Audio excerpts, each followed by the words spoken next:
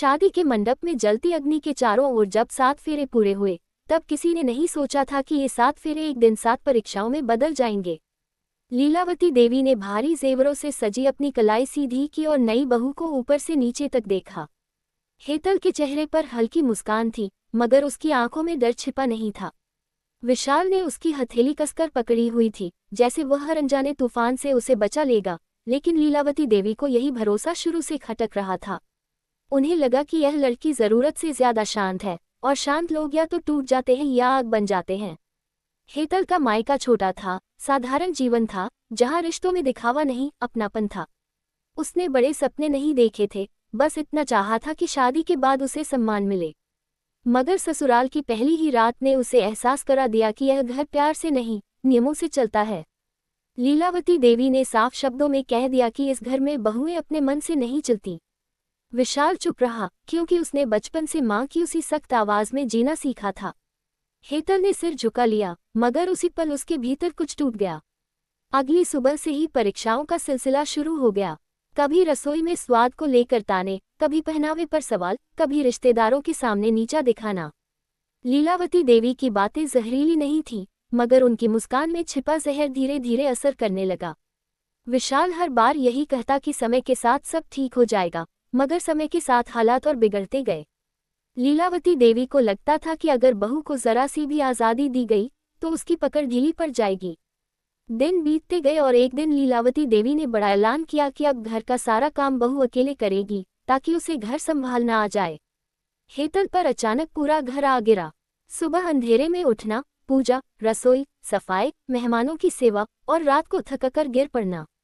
उसका शरीर जवाब देने लगा, लेकिन मन अब भी हार मानने को तैयार नहीं था। उसी बीच विशाल के ऑफिस में परेशानी शुरू हो गई। तनाव घर तक आने लगा और लीलावती देवी ने इसका दोष भी बहू पर डाल दिया। उन्होंने कहा कि बहू के कदम भारी हैं। ये सुनकर हेतल अंदर से टूट गई और पहली बार खुद को दोषी मानने लगी। एक रात उसने विशाल से पूछा कि क्या ये शादी बराबरी की है। विशाल चुप रहा। उसकी खामोशी ने हेतल को समझा दिया कि यह लड़ाई उसे अकेले लड़नी होगी। अगली सुबह लीलावती देवी ने नया नियम बना दिया कि बहू बाहर काम या आगे पढ़ने की बात भी नहीं करेगी। हेतल ने धीमी आवाज में कहा कि वह अपनी पहचान बनाना चाहती है। ये सुनते ही लीलावती देवी की आंखों में आग जल उठी। उन्होंने कह दिया कि इस घर में बहुएं सपने नहीं देखती। यहीं से कहानी ने मोड़ लिया। हेतल ने तय कर लिया कि वह टूटेगी नहीं। उसने चुपचाप सब समझना शुरू किया। लीलावती देवी का डर, उनकी सख्ती के पीछे छुपा अतीत। एक दिन जब घर में बड़ा धार्मिक आयोजन था और लीलावती देवी ने फिर बहू को नीचा दिखाने की कोशिश की, तब हेतल ने सबके सामने शांत लेकिन दृढ़ आवाज में कहा कि वह हर फर्ज निभाएगी, मगर अपमान नहीं सहेगी। घर में सन्नाटा छा गया। विशाल ने पहली बार अपनी पत्नी की आंखों में ताक देखी। लीलावती देवी को यह चुनौती सीधी चोट लगी। उन्होंने मोहल्ले में अफवाह फैला दी कि बहू जिद्दी है और घर तोड़ना चाहती है। धीरे धीरे लोगों की नजरें बदलने लगी। एक रात विशाल ने गुस्से में हेतल से सवाल किया। ये सुनकर हेतल का दिल टूट गया, मगर उसने रोने की बजाय खुद को संभाला। उसी रात उसने अपने 7 फेरों को याद किया और तय किया कि वह अपनी इज्जत के लिए खड़ी होगी। इसी बीच विशाल पर ऑफिस में गंभीर आरोप लगे और नौकरी जाने की नौबत आ गई। पूरे घर में हड़कंप मच गया। बार हेतल आ गया। उसने कागजात संभाले, विशाल का साथ दिया और सच सामने लाया। विशाल की नौकरी बच गई। ये वही पल था जब विशाल को एहसास हुआ कि जिसे वह कमजोर समझता रहा, वही उसकी सबसे बड़ी ताकत है। मगर लीलावती देवी हार मानने को तैयार नहीं थी। उन्होंने भावनात्मक हथियार चलाया। बीमार पड़ने का नाटक, दवाइयां छोड़ना, बेटे को यह एहसास दिलाना कि बहू के कारण उनकी हालत बिगड़ रही है। विशाल टूट गया, मगर हेतल ने फिर भी सेवा में कोई कमी नहीं छोड़ी। रात रात भर जागकर सास का ध्यान रखा। ये सेवा दिखावे की नहीं थी, बल्कि इंसानियत की थी।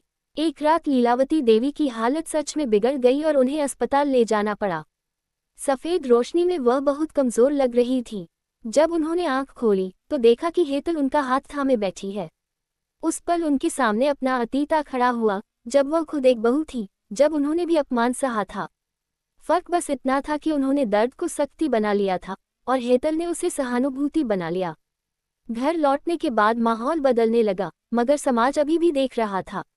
तभी हेतल के पिता आए और साफ कहा कि अगर बेटी को सम्मान नहीं मिलेगा तो वह उसे वापस ले जाएंगे। विशाल के सामने सच खड़ा हो गया। उसने माँ से साफ कहा कि अगर बहू गई तो ये घर अंदर से टूट जाएगा। उस रात लीलावती देवी ने अपनी शादी की पुरानी तस्वीर देखी। 7 फेरे, वही अग्नि। उन्हें एहसास हुआ कि उन्होंने रस्मों को रिश्तों से बड़ा बना दिया। अगली सुबह उन्होंने पूरे घर को बुलाया और पहली बार स्वीकार किया कि उन्होंने बहू को कभी इंसान की तरह नहीं देखा। उन्होंने माफी मांगी। हेतल ने उनके पैर छुए, मगर कहा कि माफी से ज्यादा भरोसा चाहिए। कुछ हफ्तों बाद वही मोहल्ला, मगर नजरिया बदला हुआ। लीलावती देवी ने सबके सामने कहा कि उनकी बहू ने उन्हें इंसान बनना सिखाया है। लोगों की आंखों में सम्मान था। शाम को घर में दिए जले और 7 फेरों की आग फिर जली, मगर इस बार जलाने के लिए नहीं, रोशन करने के लिए। 7 फेरे अब 7 परीक्षाएं नहीं, बल्कि 7 सीख बन चुके थे। सम्मान, संवाद, विश्वास, त्याग, समझ, प्रेम और इंसानियत। यही 7 फेरे की असली जीत थी।